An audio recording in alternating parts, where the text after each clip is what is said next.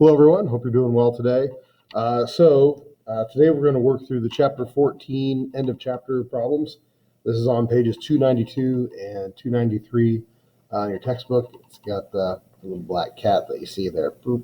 So if you want to take out the book and follow along as we read through the prompts, I think that can be very helpful. All right. So I need to get the camera positioned here. What I'd like to do is walk through solving these. If you'd like to pause and work on answering the problems and then restarting the video to check answers, I think that's a great way to try and work your way through this. So let's begin by looking at number 2, which is on page 292. All right, number 2, the problem reads, a man with type A blood marries a woman with type B blood. Now, I think one of the best strategies for going about solving these types of problems is to take the time to jot down what we know. So what we know is that there is a man and we know there is a woman. Okay, fair enough. Now, one thing we know about indicating blood types is that blood types A and B are codominant and then type O is recessive. So what that means is if a person has the A allele, that's a capital I superscript A, then they'll have type A blood, or that person will have type B blood. If the person has type B allele, then the person will have type B blood. And then if the person has the O allele, that is recessive, so that is type O blood. So what this means, basically, is if we draw like a red blood cell, if you have type A blood, then you have the A protein on the surface of the red blood cell. If you have type B blood, then you'll have the B protein on the surface of the red blood cell. And if you have type O blood, then you don't have either of those proteins. Okay. Now, one thing we know is that people can have AB bloods. That's an I stands for immunoglobulin. So you have IAIB, and that person will have AB blood, and what that means is the person will have the A protein and the B protein on the surface of his or her red blood cells. So what we know about the man is that he has type A blood, so we know he has the A allele, and then the other allele is a question mark. The woman says she has type B blood, so mom's got type B blood, and again the other allele is unknown. Ooh, and they have a child, named child. And the child has type O blood. Oh, hey, that tells us a lot, right? So if the kid has type O blood, the kid got 2 recessive alleles. Therefore, dad is heterozygous. He has an A allele and O allele. And therefore, mom is also heterozygous. She has a B allele and an O allele. Yay! So it says, what are the genotypes of these 3 individuals? Well, there we have it. Dad, here's dad's genotype. Mom, here's mom's genotype. And then here's the kiddo's genotype. Then it says, what genotypes and what frequencies would you expect in future offspring? Okay, well, if we want to look at future generations, then we could do a little Punnett square. So we can go back to those Punnett square days. All right, now, in a Punnett square, we want to sort of keep track of what's going on here. The parents are listed on the outside of the Punnett square, and then the offspring, the potential offspring, are on the inside of the Punnett square. So dad is an I superscript A, little I, mom, I superscript B, little I, and then we can just record what's going on with potential kiddos.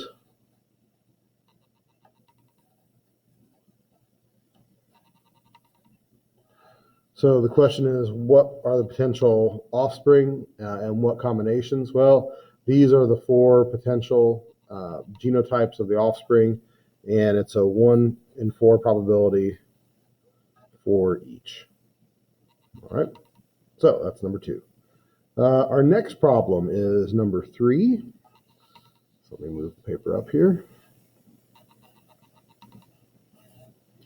All right, if we look at the problem, it says a man with 6 fingers on each hand and 6 toes on each foot. So I'm sure that makes for interesting purchasing for gloves.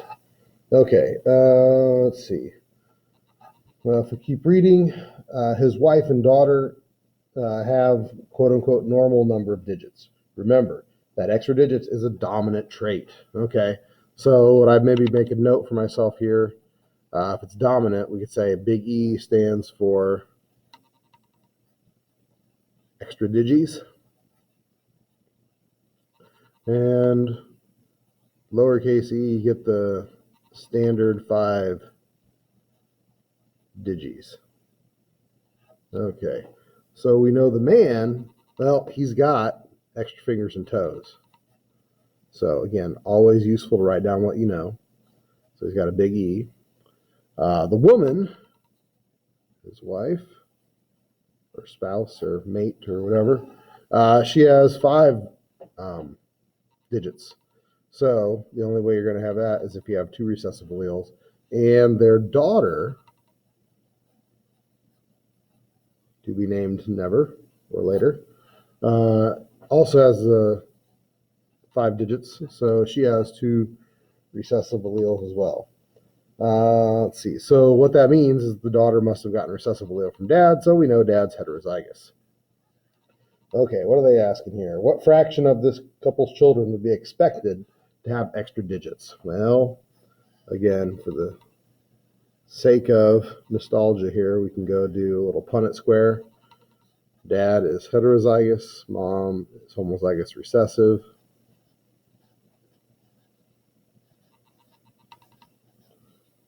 So if we look, you could expect that half their kiddos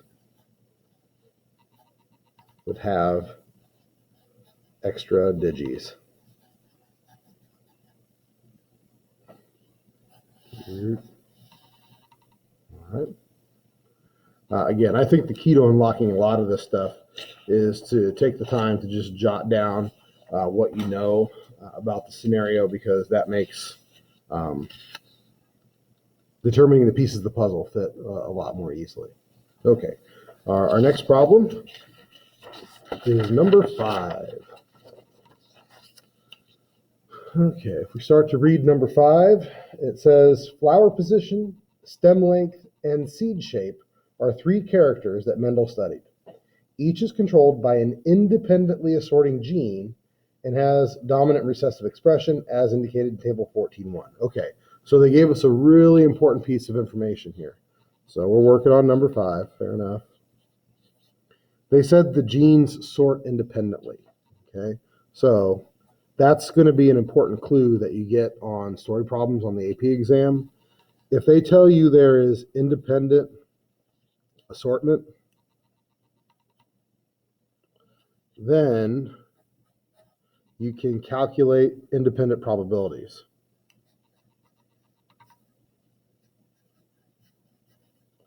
If these genes are on separate chromosomes and they do sort independently, what that means is that how the chromosomes line up is independent in each event. So then when you go to calculate probabilities, each one is its own probability. Okay, so that becomes very, very helpful when we go to calculate things. All right, so it talks about flower position, stem length, and seed shape. For stem length, they're going to be tall or dwarf. What I like to do is use the first letter of the dominant trait. So I'll use big T for tall and then little t for dwarf. For flower position, there is axial flower position or terminal flower position.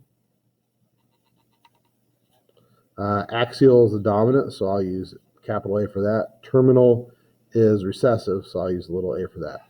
In terms of axial and terminal, what that means is if you have a stem and you have these lateral branches and buds come off, in some cases the buds are at the end of the branch or the stem, so that would be terminal. Think of terminals at the end. And in other cases, the buds are sort of in the armpit of this here. and that would be an axial position. So that's what they mean by this, is what's the position of the bud? It's either axial or terminal. All right. And then in terms of seed shape, seeds could be round, or they could be wrinkled. So we'll use a big R for round and little for wrinkled. Okay, so what else do we know here? If a plant that is heterozygous for all three characters, okay, I stop right there. I write down what I know. It's heterozygous for all three. So that means it's big A, little a, big T, little t, big R, little r. It's allowed to self-fertilize. Now that's one sort of funky thing that plants can do. Many plants have the ability to reproduce with themselves. They can self-fertilize. So if that's the case, then it's just going to be that times same thing.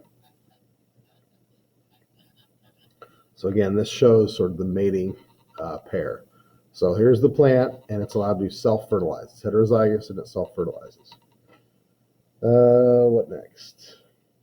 What proportion of the offspring would you expect with each of the following? Okay, it says use the rules of probability rather than a Punnett square.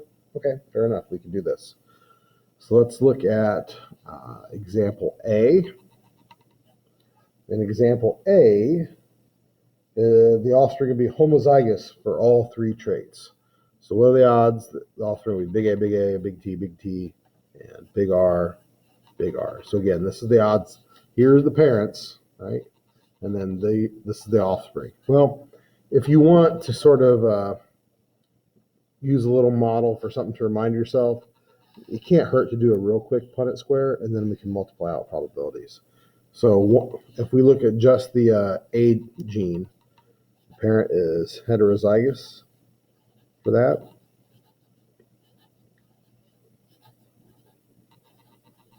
And the question is, what are the odds are going to be big A, big A?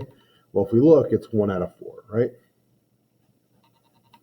Let's see. Now, we see that they're heterozygous for the T gene as well, so it's going to be the same setup here, so it'd be the same probability.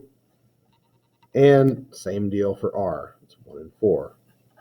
All right, now the thing about this is if we go back up here, where it says because these show independent assortment, each of these genes is on a different chromosome, so it sorts independently, we can calculate their probabilities independently.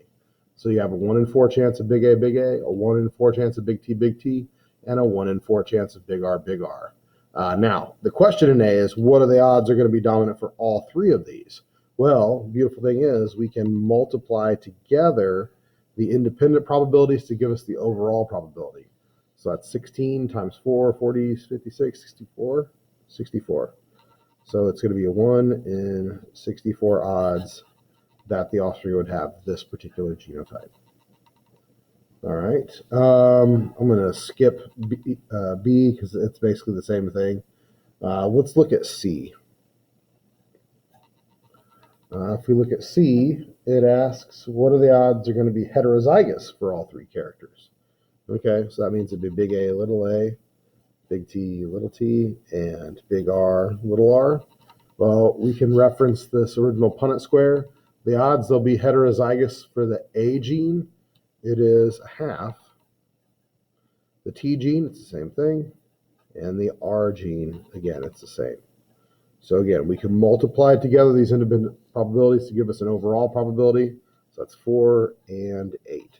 So 1 in 8 odds that the offspring will be heterozygous for all three characters.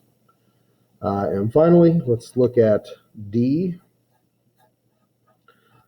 In D, it asks, what are the odds they'll be homozygous for axial and tall and heterozygous for seed shape? So homozygous for axial, homozygous for tall, and heterozygous for seed shape. Well, we can go back to our original Punnett square.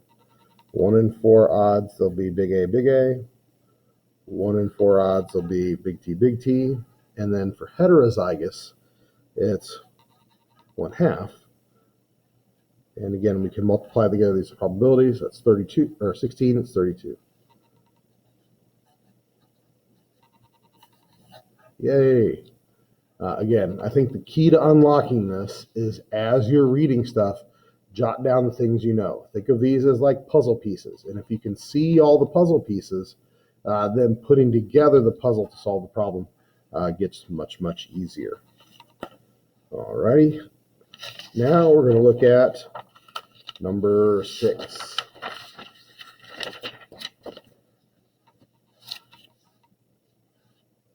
I don't like how that's shining through there. Okay. So, we know we're going to do number 6, so we'll write down number 6. Number 6 reads, hemochromatosis is an inherited disease caused by a recessive allele. If a woman and her husband, who are both carriers, have 3 kids, what's the probability of each? Okay. It's an inherited disease caused by a recessive allele. So again, I like to use the first letter of the dominant trait. The only way they have the disease is if they have 2 recessive alleles. So let's say if you have a big H, you'll be healthy. And if you have little h's, you'll have this hemochromatosis.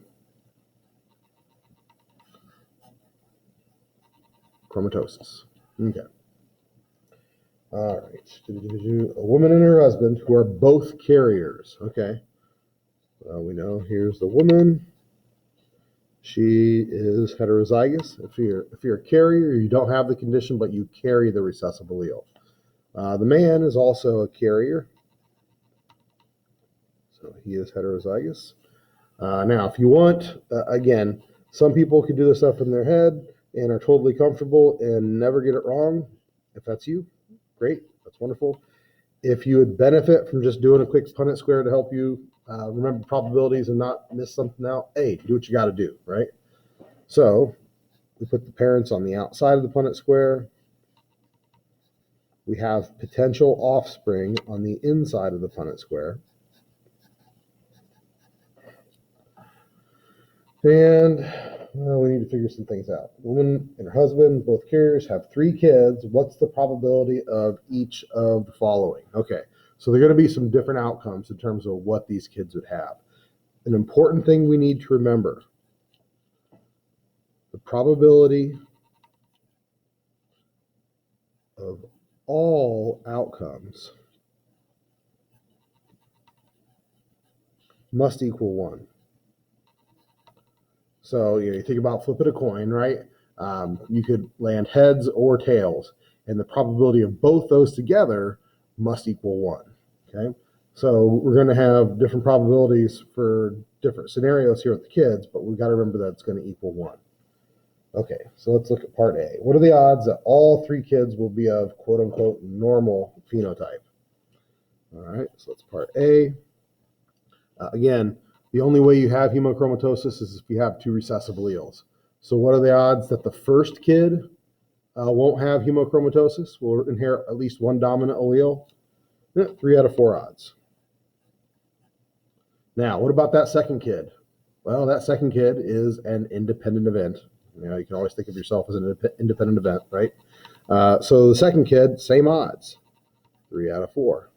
And then for the third kid, hey, that third kid was also an independent event. Maybe a surprise, but an independent event.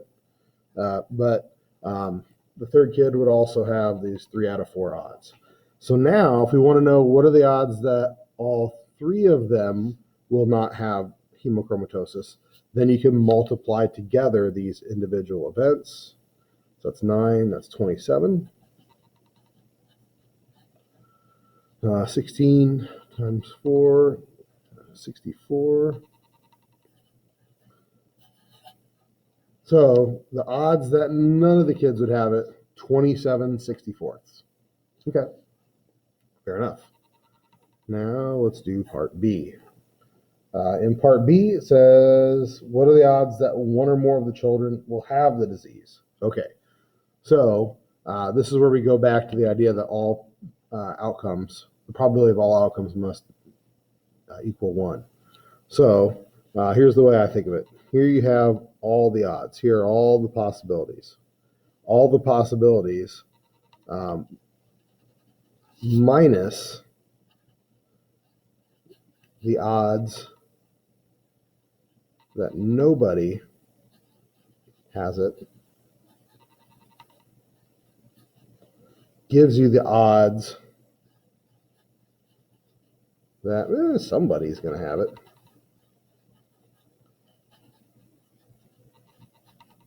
Okay. So again, in the first example, it said, here are the odds none of the kids have it. And B, it asks, what are the odds that, well, at least somebody has it, right? It could be one, it could be two, it could be all three. So, we don't think about what are the odds that one of them has it, what are the odds that like the first and third one have it, the odds that the first and second one have it, the odds that the second and third one have it, all those different probabilities. So what we can do simply is say, what are the odds, all the possibilities, subtract the odds that none of them have it, and that gives you odds, at least somebody has it. So that's 1, that's all probabilities, minus the odds that nobody has it, that's 27/64, is going to give us the odds, somebody have it. So 27/64, 37? Seems right. 37/64. So that's the odds that at least somebody's going to have it. All right, part C. Part C reads, what are the odds that all 3 kids will have the disease? Well, the odds that the first kid would get it, if we look up here, it's 1 out of 4. Second kid, another independent event. And same for kid number 3. So if we look at that, 16, that's 1 in 64. So those are the chances that all 3 of them are going to have it. Everybody's got it. So we say all 3 kids have it. So pretty low odds that all 3 of them are going to have the disease. Now, D says, well, what are the odds that at least one of them don't have it? Well, again, same deal as what we looked at in B. This is saying everybody's going to have it. They want to know, what are the odds that at least somebody's not going to have it? So for part D, we take all odds, all probabilities, minus the odds that they all will have it, have the condition. That'll give you the odds, at least somebody won't have it.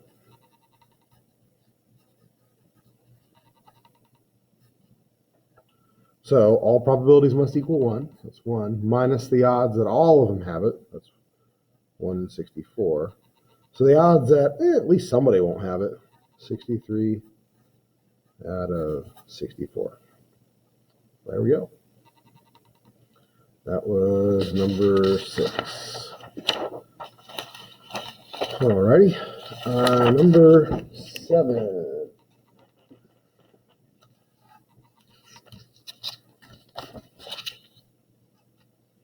All right. Now, again, let me skip ahead.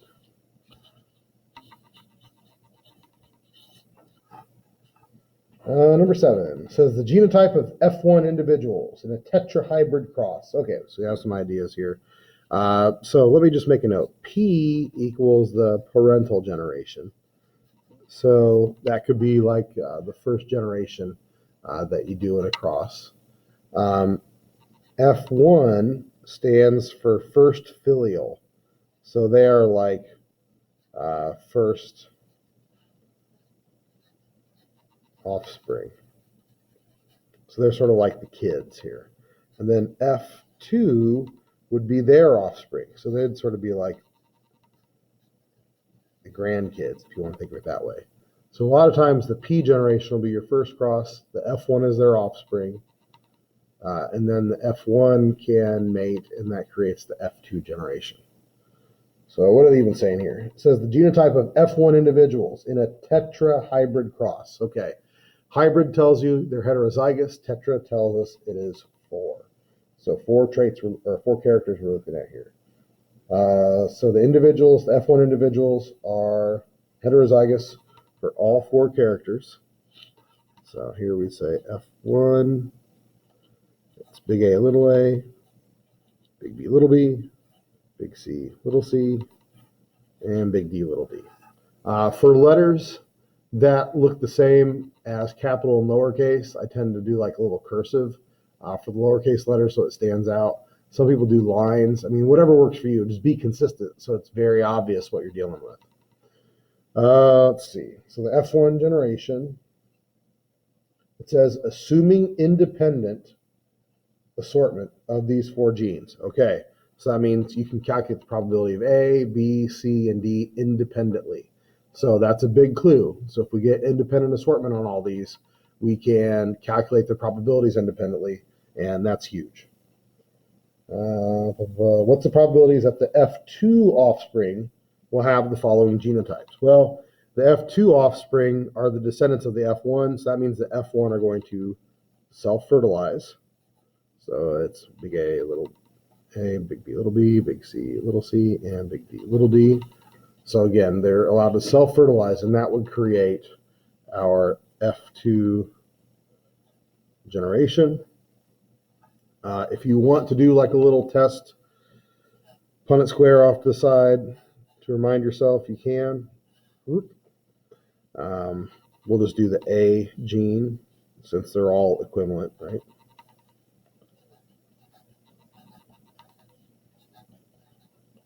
So again, it will take 15 seconds to do this, but if it helps keep you from making mistakes as you're working through problems, hey, it's worth it. Right? Okay, so let's look at scenario A.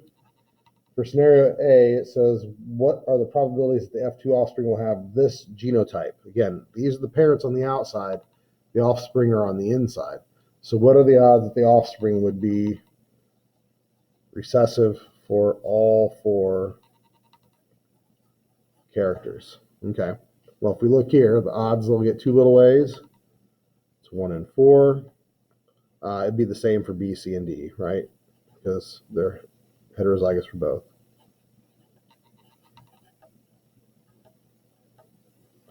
And since they sort independently, we calculate the probabilities independently, and we can multiply these together. So it's 16 times 4 is 64. 64 times 4 is 240, 256.